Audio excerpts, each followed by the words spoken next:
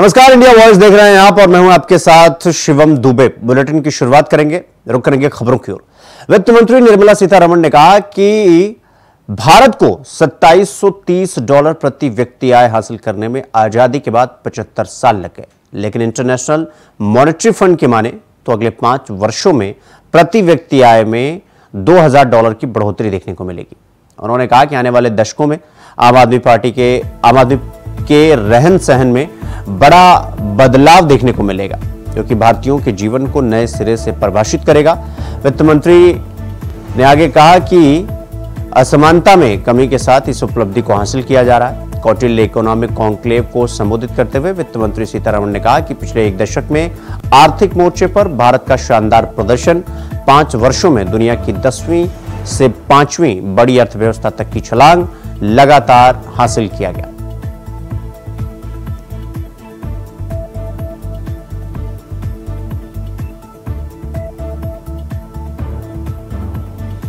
तो वित्त मंत्री निर्मला सीतारमण का दावा कौटिल्य इकोनॉमिक कॉन्क्लेव के दौरान उन्होंने कहा कि 5 वर्षों में प्रति व्यक्ति की आय बढ़ेगी, यानी आने वाले 5 वर्षों में। वित्त मंत्री निर्मला सीतारमण का यह दावा है और उन्होंने कहा कि आने वाले समय में प्रति व्यक्ति आय जो है वो बढ़ेगी, ग्रोथ रेट बढ़ेगी, महंगाई कम होगी और इसके चलते संभव हो पाएगा।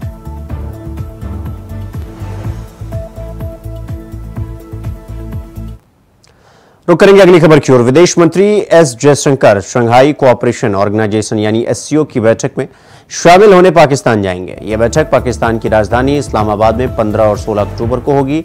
यह किसी भारतीय विदेश मंत्री का बीते 9 सालों में पहला पाकिस्तान दौरा होगा। इससे पहले बतौर विदेश मंत्री दिवंगत सुषमा स्वराज ने 2015 में हार्ट ऑफ एशिया सम्मेलन में भाग लेने पाकिस्तान गई थी। उनके बाद सार्क देशों के गृह मंत्रियों की बैठक में शामिल होने बतौर गृह मंत्री राजनाथ सिंह ने 2016 में पाकिस्तान का दौरा किया था। बीते 9-10 सालों में भारत ने पाकिस्तान के साथ हर स्तर पर संबंधों को तोड़ लिया है।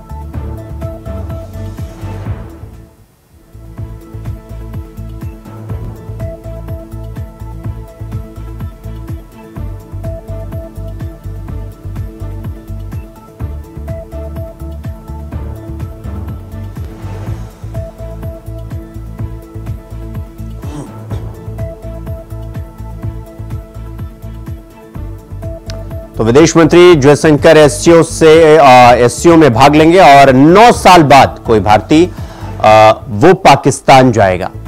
तो भारत पाक की रणनीति से नाराज और 9 साल के बाद पाक का यह पहला दौरा। 9 साल बाद विदेश मंत्री एस जयशंकर पाकिस्तान जाएंगे और रणनीति से नाराज 9 साल के बाद पाकिस्तान जाएंगे विदेश मंत्री एस जयशंकर और एससीओ समिट में भाग लेंगे। तो आपको बता दें कि पिछले 9-10 सालों से पाकिस्तान से किसी प्रकार का व्यापार, किसी प्रकार की बातचीत नहीं हुई है और सुषमा स्वराज के बाद कोई भारतीय होगा जो 9 साल के बाद पाकिस्तान के दौरे पर जा रहा है एससीओ समिट के लिए। तो भारत जो है वो पाक की रणनीति से नाराज रहता है, क्योंकि पाकिस्तान आतंकवाद को शह देता है और टेरर एंड टॉक एक साथ नहीं हो सकती और यही भारत का अभी तक फॉर्मूला रहा है और इसी के चलते बातचीत वो अभी तक नहीं हो पाई। तो खबरों में आगे बढ़ेंगे एक बड़ी खबर के साथ। देवरिया से बड़ी खबर आपको बता दें कि बाइक सवार शोहदों ने छात्राओं से छेड़खानी की है और शोर मचाते हुए छात्राएं वहां से भागी और सीसीटीवी में ये पूरी घटना वो कैद हुई है। पूरी घटना, लड़कियों का शोर जो है वो सुनकर वहां पर ग्रामीण मौके पर पहुंचे। तो देवरिया जिले में शुक्रवार दोपहर में एक भयावह घटना घटी। स्कूल से परीक्षा देकर साइकिल से घर लौट रही 2 छात्राओं को रास्ते में रोककर बाइक सवार शोधों ने छेड़खानी की। जनपद में तरकुलवा थाना क्षेत्र का मामला है, जहां दो बालिकाओं को कुछ बाइक सवारों द्वारा परेशान कर रहे हैं, उनका पीछा करने का ये मामला आया है। जो भी तहरीर हमको मिली है उसके बाद इस धारा में पंजीकृत कर लिया गया है और पुलिस की 5 टीमें इस संबंध में बनाई गई है। सीसीटीवी फुटेज भी हम लोग देख रहे हैं और कुछ लीड्स भी उनके पास में जल्दी ही जो अपराधी है उन्हें गिरफ्तार कर लिया जाए। तो बाइक सवार शोधों ने परीक्षा देकर लौट रही छात्राओं के साथ छेड़खानी। हालांकि शोधों के चंगुल से अपने आप को बचाकर दोनों छात्राएं वहां से चिल्लाते हुए भागी। इस दौरान एक बच्ची साइकिल समेत खेत में जा गिरी। लड़कियों का शोर सुनकर ग्रामीण मौके पर पहुंचे, मगर आरोपी तब तक बाइक से भाग निकल गए। इस खबर पर हमारे साथ हमारे सहयोगी अवनीश मणि त्रिपाठी हमारे साथ जुड़ गए हैं। अवनीश, ये जो घटना है देवरिया की, इस घटना में अभी तक क्या कुछ जानकारी मिल पाई है, क्या अपडेट मिल पाई? देवरिया की अगर हम बात करें तो तरकुलवा थाना क्षेत्र की यह घटना है और ये करीब 12 बजे की घटना है। सीसीटीवी में पूरा मामला कैद है। हम आपको बता दें कि 4 सहोदरे जो थे एक बाइक पे सवार थे। 2 बच्चियां स्कूल से साइकिल से परीक्षा देकर के वापस आ रही थी। ये चारों सहोदरों ने उनका पीछा शुरू किया और सुनसान जगह पे जो है उनको रोक करके पहले उनसे छेड़छाड़ की, फिर एक बच्ची को जो है गन्ने के खेत में खींच के ले जाने का प्रयास किया, लेकिन किसी तरीके से दोनों में काफी मुजाहमत हुई। मुजाहमत के दौरान बच्ची जो है धान के खेत में गिर गई।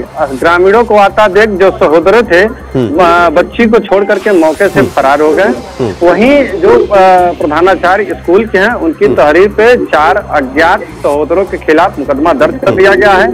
देवरिया एसपी जो है संकल्प शर्मा ने जो है कई टीमों का गठन किया है। सहोदरों की तलाश जारी है। ठीक है अवनीश, मैं आपके पास आऊंगा, आप हमारे साथ बने रहिएगा। और ये पूरी घटना देखिए, ये घटना देखिए किस तरह से बाइक सवार 4 बदमाश बेखौफ होकर वो किस तरह से आते हैं और परीक्षा देकर लौट रही छात्राओं के साथ वो किस तरीके से छेड़खानी करते हैं।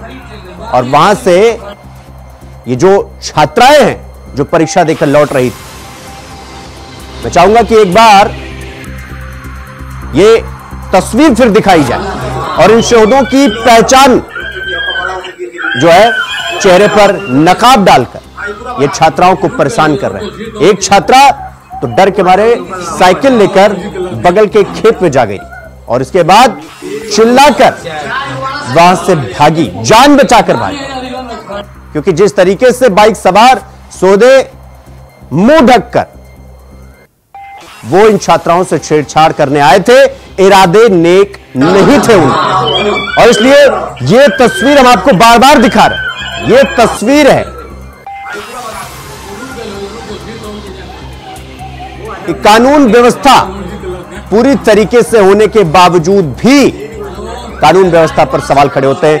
ये छात्राएं जो परीक्षा देकर लौट रही हैं, लेकिन ये मंचले, ये सौदे, ये बदमाश किस तरह से छात्राओं का हाथ पकड़कर खींचते हैं, छेड़खानी करते हैं उनके साथ। और इसके बाद छात्राएं वहां से अपनी जान बचाकर भागती, क्योंकि जिस तरह से ये बदमाश, ये सौदे जो बाइक सवार पर बाइक से आए थे, इनके इरादे बिल्कुल ठीक नहीं थे।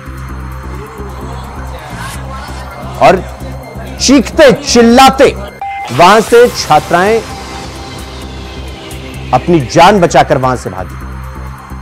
तो ये पूरी घटना देवरिया की है जो हम आपको बता रहे हैं। आप देख सकते हैं किस तरह से जब ये जो छात्राएं हैं जो परीक्षा देकर लौट रही हैं, जब ये सड़क पर गिर जाती हैं और अपना हाथ खींचकर वहां से भागने लगती हैं, किस तरह से ये सौदे डरते हैं और फिर वहां से 1 2 3 रफू चक्कर हो जाते हैं। और ये सीसीटीवी में इनके नकाबपोश चेहरे ढके हुए कुछ तस्वीरें इनकी कैद हुई। इसीलिए हम आपको ये तस्वीर बार बार दिखा रहे हैं। ये तस्वीर कितनी भयावह, कितनी खतरनाक, इस बात से अंदाजा लगाइए आप। तो अवनीश हमारे सहयोगी हमारे साथ लगातार बने हुए हैं। अवनीश, जिस तरह से छात्राएं परीक्षा देकर लौट रही हैं और ये सौदे पीछे से आते हैं और आकर के उनके साथ छेड़खानी करते हैं, यानी कि एक तरीके से तो इनके अंदर कोई किसी प्रकार का कोई खौफ ही नहीं है। ये हाथ पकड़कर खींच रहे हैं उनका, इनके इरादे बिल्कुल ठीक नहीं है। तो मतलब इनके अंदर तो कानून का डर ही नहीं है ना अवनीश।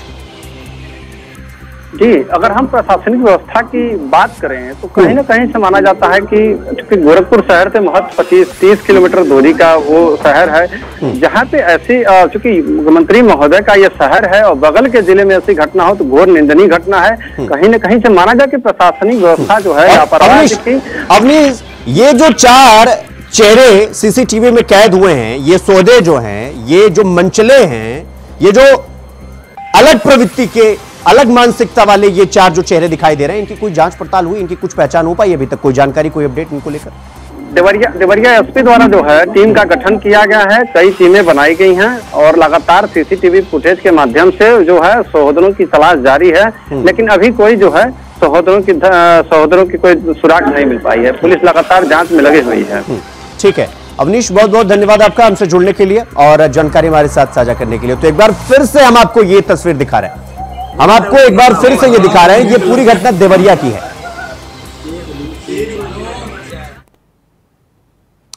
तो रुक करेंगे अगली खबर की ओर। उत्तर प्रदेश के अमेठी में परिवार के साथ शिक्षक की हत्या के मामले में पुलिस ने सनसनीखेज खुलासा किया है। पुलिस के मुताबिक आरोपी चंदन वर्मा ने अकेले ही पूरी वारदात को अंजाम दिया था। गुरुवार शाम अकेले ही बुलेट से जो शिक्षक है, टीचर है सुनील कुमार, उसके घर जा पहुंचा। फिर दरवाजा खटखटाता है और फिर दरवाजा खोलने पर उसने 32 बोर की अवैध पिस्टल से इस पूरी घटना, इस पूरी वारदात, इस पूरी घिनौनी वारदात को अंजाम दिया और फिर वहां से फरार हो गया। पुलिस ने चंदन के व्हाट्सएप से खुलासा करते हुए बताया कि उसने ये बाकायदा लिखा था कि 5 लोग मरेंगे, स्टेटस लगाया। यानी टीचर सुनील कुमार, उसकी पत्नी पूनम और 2 बेटियों की हत्या के बाद चंदन खुद को भी मारना चाहता था। चंदन वर्मा ने 4 लोगों की हत्या में कुल 7 गोलियां चलाई थी, जिसके खाली खोखे भी बरामद हुए और पोस्टमार्टम रिपोर्ट के मुताबिक शिक्षक को 3 गोलियां लगी, जबकि 2 गोली पत्नी को, एक गोली बच्चों के शरीर से निकाली गई। और यूपी पुलिस एसटीएफ ने इस जघन्य हत्याकांड के मुख्य आरोपी चंदन वर्मा को अरेस्ट भी कर लिया। इसके अलावा उसकी बहन, उसके जीजा के साथ 4 और लोगों को हिरासत में पुलिस ने लिया। और पुलिस का यह कहना है कि हत्याकांड की तह तक पहुंचने के लिए, यानी जड़ तक पहुंचने के लिए सभी संभावित कड़ियों की गहराई से जांच की जाए और आरोपियों के रिश्तेदारों से भी पूछताछ की जाए। नहीं, ये आपने बहुत ही जायज प्रश्न किया है। मैं तो नहीं कहना चाहूँगा कि उत्तर प्रदेश सरकार तो आज अगर थोड़ी सी संवेदनशील होती तो अपने चार्टर्ड प्लेन से उस इनके बच्चे को बॉम्बे से बुलाना चाहिए था और तत्काल इनको व्यवस्था करके यहाँ पे जो क्रिमेशन की कार्रवाई थी उसे पूरी करनी चाहिए थी, क्योंकि पूरा रायबरेली अमेठी नहीं दुखी है, पूरा प्रदेश दुखी है। और हमारे नेता आदरणीय राहुल जी से लेकर सभी, शर्मा जी बैठे हैं, सभी लोग दुखी हैं और निश्चित तौर से तत्काल इस सरकार को उनको व्यवस्था करनी चाहिए थी, उनको वहाँ से लाना चाहिए। मैं समझता हूँ कि उसकी व्यवस्था कर रहे होंगे या आप कहीं से सारी व्यवस्थाएं होंगी, उसमें कोई दिक्कत नहीं है। सारी बातें कर ली आप उस पर, मैं समझता हूँ कि आप सांसद जी से बात कर लें, आपको सारी जानकारी मिलेगी। तो एक ही परिवार के 4 लोगों की हत्या के मामले में यह बड़ा खुलासा हुआ। आरोपी जो चंदन वर्मा है, ये पूरी घटना को अंजाम देने से पहले बाकायदा स्टेटस अपडेट भी देता है कि आज 5 लोगों की यहां से विदाई। और इस खबर पर ज्यादा जानकारी के साथ UP India voice state coordinator Anil Pathak ji हमारे साथ जुड़ गए हैं। अनिल जी, इस पूरी घटना में अभी तक क्या कुछ अपडेट, क्या जानकारी आपके पास, क्या कुछ खुलासा हुआ है, आधिकारिक बयान और बाकी और इससे इतर भी कोई जानकारी आपके पास? देखिए शिवम, अमेठी में एक कि परिवार के 4 सदस्यों की हत्या के मामले में जी एसटीएफ और पुलिस ने चंदन वर्मा नाम के शख्स को गिरफ्तार कर लिया है। ये वही चंदन वर्मा है जिसने अपने मोबाइल के डिस्क्रिप्शन पर 12 सितंबर को लगा रखा था कि 5 लोगों की हत्या होगी और मैसेज दिया था कि तुम देख लेना। और ये मैसेज दिया था जो सरकारी टीचर है सुनील कुमार, उसकी पत्नी जो थी पूनम भारती को। जिस तरह की चर्चा चल रही है, ये जो चंदन और क्या कहते हैं पूनम, इनके बीच जो है बड़ा मधुर संबंध था और अक्सर बातें होती रहती। ये कह सकते हैं कि पुराना इश्क था, लेकिन इधर जब शादी हो गई पूनम की तो इन दोनों ने रिश्तों को जारी रखा। अनिल जी, ये जो अवैध संबंध वाला ये जो जानकारी है या फैक्टर कह लें इस पूरी घटना में, ये व्हाट्सएप चैट के ही जरिए जो है सामने आया है।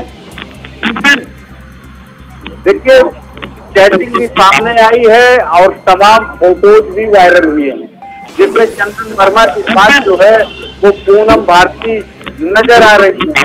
और जो मैसेज है फोटो का, उसको देख करके ये कोई भी व्यक्ति कह सकता है कि ये सामान्य रिश्ते नहीं हैं, बल्कि दोनों के बीच बिल्कुल। और अनिल जी, ये जो आरोपी है चंदन वर्मा, इसकी गिरफ्तारी कहां से हुई और पोस्टमार्टम रिपोर्ट क्या कुछ कहती है? देखिए, एसटीएफ लगी हुई थी और ये चंदन वर्मा फरार हो गया था। इसका घर रायबरेली में है, जहां पर ताला लगा हुआ है।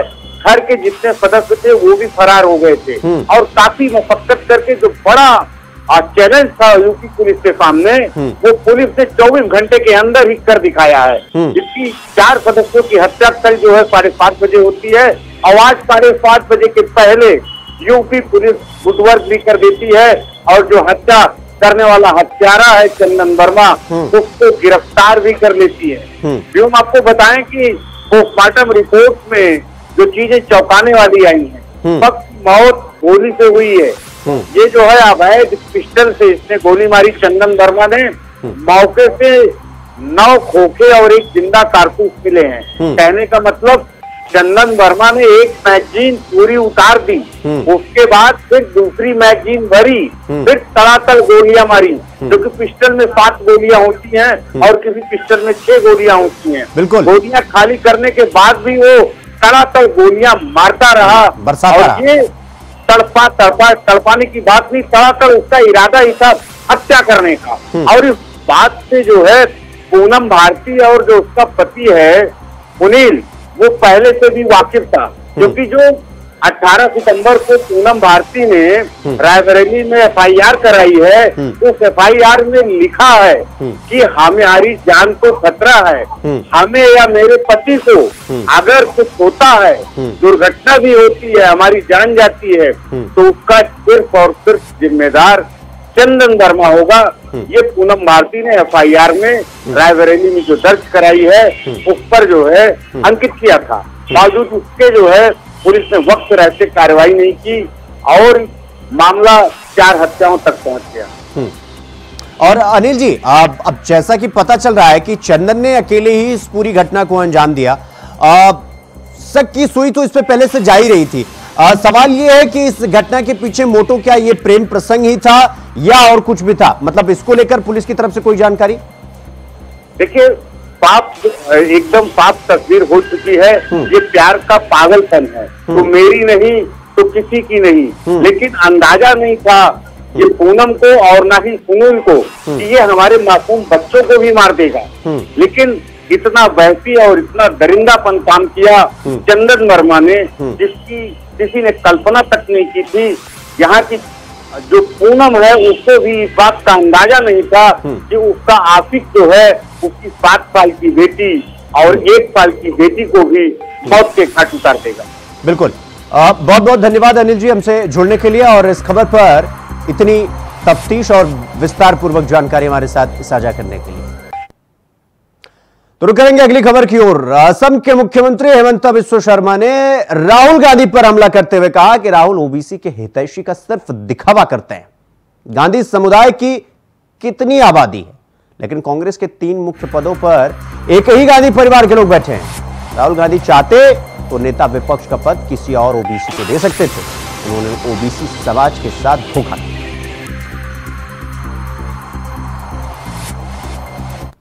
ओबीसी को लीडर ऑफ अपोजिशन बनाएगा, लेकिन खुद ही बन गया। उन्होंने पूरा कैंपेन में बोला कि जितना जिसका हक इतना ही चलेगा। तो गांधी का हक कितना है? वो तो हक से ज्यादा ले लिया। अपना परिवार का 3 सदस्यों को कांग्रेस में बड़ा पोस्ट देके रखा है। समाज में गांधी का परसेंटेज कितना है? तो इसीलिए राहुल गांधी का जो 100 दिन एलओपी का जो कार्यकाल है, देश का ओबीसी समाज को यह धोखा है। वो पोस्ट कोई ओबीसी को मिलना चाहिए। तो असम के मुख्यमंत्री हेमंत बिस्वा शर्मा राहुल गांधी पर आक्रमण कर रहे हैं कि ये ओबीसी का सिर्फ दिखावा करते हैं। रुक करेंगे अगली खबर की ओर। मथुरा में डेंगू के मरीजों की संख्या 1 दर्जन से अधिक पहुंच चुकी है। बारिश के बाद जिले में डेंगू के मरीज मिलना शुरू हो गए हैं। बारिश से जगह जगह जलभराव और गंदगी से मच्छरों का प्रकोप बढ़ता जा रहा है और इसी के चलते डेंगू के मरीज सामने आ रहे हैं। पोर्टल पर लगातार डेंगू के मरीजों की संख्या की अपडेट दी जा रही है। दूसरी ओर लोगों को बुखार, सर्दी, जुकाम के चलते जिला अस्पताल में मरीजों की संख्या काफी बढ़ गई है। डेंगू के डंक को लेकर मथुरा संवाददाता मोहम्मद फारूक ने महर्षि दयानंद जिला चिकित्सालय में मुख्य चिकित्सा अधीक्षक डॉक्टर मुकुंद बंसल से खास बातचीत कर वहां की स्थिति जानी।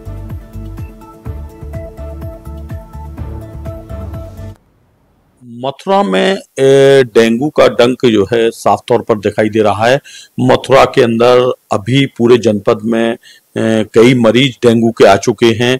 आइए अभी हम बात करते हैं डेंगू की क्या स्थिति है आपकी। देखो, मैं बताऊं डेंगू के बारे में अभी ऐसा जनपद वासियों को हम आपके माध्यम से कहेंगे, ना तो ऐसी कोई पैनिक फैलने की जरूरत है और केवल प्रिकॉशन लेने की जरूरत है, क्योंकि अभी जो कुछ समय और डेंगू के मरीज मिल सकते हैं। बारिश का सीजन अभी चल ही रहा है या खत्म होने को है, तो प्रिकॉशन के रूप में केवल इतना ही है कि अब कूलर और ये सब साफ करके सुखा कर रखते हैं। इसमें पानी वानी जितना है वो सब निकाल दें और उनको सुखा दें, और गमलों में भी पानी जो है वो नहीं रहना चाहिए। इसके अलावा जो है वो फुल कपड़े जो है वो पूरी आस्तीन के कपड़े पहन कर रहना चाहिए। जहाँ तक डेंगू के मरीज जो मिल रहे हैं वो कुल 10-12 मरीज अभी तक जनपद में पॉजिटिव पाए गए हैं, जिनको ना तो रेफर करने की जरूरत पड़ी है। बस कल तक हमारे यहाँ 2 मरीज भर्ती थे, वो भी ठीक होकर जा चुके हैं। साहब, मैं यही जानकारी आपसे चाहूंगा कि मरीजों की जो संख्या है वो पहले की अपेक्षा कितनी बढ़ गई? मरीजों की संख्या पहले से 15-20% बढ़ी है, मगर वो डेंगू के मरीजों की संख्या नहीं बढ़ी। इस समय जो वायरल सीजन चलता है, खांसी, कोल्ड और बुखार का सीजन चलता है, जनरली वो 6-7 दिन के लिए रहता है और साधारण दवाइयों से और जांचों से मरीज ठीक हो जाते हैं। तो बुखार और खांसी जुकाम के मरीजों की संख्या बढ़ी है। एक चीज और देखने को डॉक्टर साहब मिलती है कि जो आपके यहाँ ब्लड बैंक है, उस ब्लड बैंक में जो प्लेटलेट्स होती हैं, वो प्लेटलेट्स की सुविधा, जैसे किसी की प्लेटलेट ज्यादा गिर रही हैं तो उनको प्लेटलेट चढ़ानी पड़ती हैं, तो वो प्लेटलेट की सुविधा आपके यहाँ से कितने लोगों को एक समय में दी जा सकती है? हाँ, उसकी मैं आपको बताऊं, जब 2 साल पहले जनपद में डेंगू थोड़ा सा ज्यादा पैर पसरे थे, डेंगू के गंभीर रूप से डेंगू जो है वो 2 साल पहले जनपद में देखा गया था, तब जिला अस्पताल से जितने मरीजों के लिए प्लेटलेट्स की आवश्यकता पड़ी पूरी आपूर्ति की गई और आज भी हमारे यहाँ हर ग्रुप की प्लेटलेट्स उपलब्ध हैं। जब आवश्यकता पड़ेगी जितने मरीजों की। तो खबरों पे आगे बढ़ेंगे। अगली खबर बिजनौर से है, जहां मॉर्निंग वॉक पर गए निजी डॉक्टर को अज्ञात वाहन ने टक्कर मार दी। टक्कर लगने से डॉक्टर नौशाद की मौके पर ही दर्दनाक मौत हो गई। डॉक्टर की मौत से परिवार में कोहराम मच गया है। परिजनों का रो रो कर बुरा हाल हो गया है। मौके पर पहुंची पुलिस ने शव को पोस्टमार्टम के लिए भेज आगे की जांच पड़ताल में जुट गई।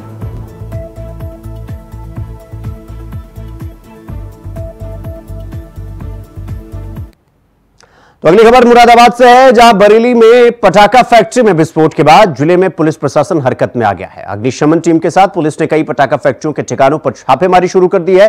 पटाखा गोदामों में छापे मारे गए। पाक बड़ा क्षेत्र में भारी मात्रा में अवैध पटाखे बरामद किए गए। 3 अलग अलग जगहों पर पटाखों का अवैध भंडारण किया गया था। पुलिस ने तीनों लोगों को हिरासत में ले लिया है। आपको बता दें कि रिहायशी इलाकों में अवैध भंडारण किया गया था। पूरा मामला पाकबड़ा थाना क्षेत्र का है।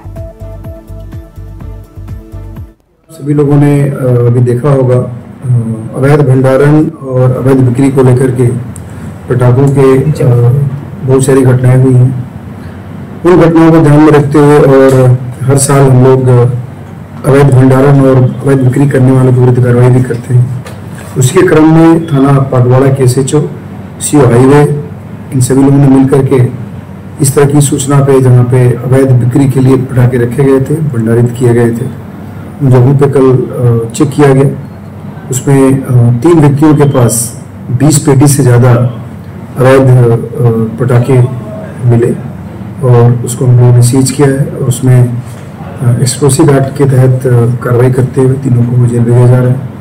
और ये जो 20 पेटी पटाखे की कीमत लगभग 2.5-3 लाख के पटाखे हैं और उसमें हम लोग अग्रिम कार्रवाई करेंगे। हमारे पूरे इस जनपद में चारों तरफ सभी थाने क्षेत्रों में जो लोकल चौकी इंचार्ज हैं प्लस जो SHOs हैं, COs हैं, सभी लोग लगातार इस तरह के पटाखों की जहाँ जहाँ भंडारण होने की सूचना है या जहाँ अवैध बिक्री होने की सूचना है वहाँ पे हमारी टीमें आके छापा मार रही हैं ताकि कोई भी अवैध गतिविधि संचालित न हो सके। तो बुलेटिन में फिलहाल अभी के लिए बस इतना ही। देश और दुनिया की तमाम खबरों को देखने के लिए देखते रहिए इंडिया वॉइस। नमस्कार।